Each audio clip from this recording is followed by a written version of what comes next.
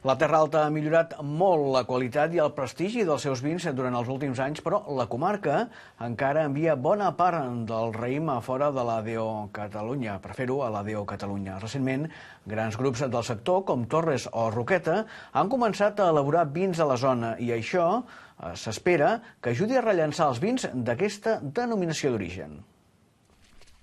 Verema el moment òptim de maduració i fent una primera tria des de la vinya per descartar grans fets malbé.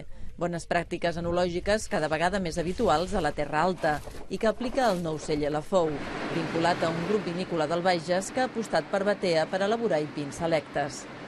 Jo penso que és una denominació d'origen que té tots els elements per estar al capdamunt. Té varietats locals, tradicionals, molt ben adaptades al territori, té un paisatge que es dona i una climatologia que es dona molt al cultiu de la vinya.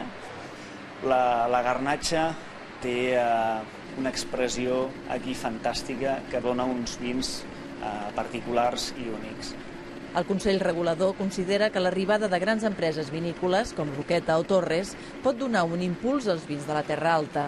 Jo crec que això és el pas que nosaltres necessitem per a poder també donar un pas més fort d'imatge més que res d'imatge, perquè està clar que el prestigi i la qualitat la tenim, si no aquestes empreses no vendrien aquí a la comarca, però el que necessitem és un impuls més fort per a poder obrir més mercats.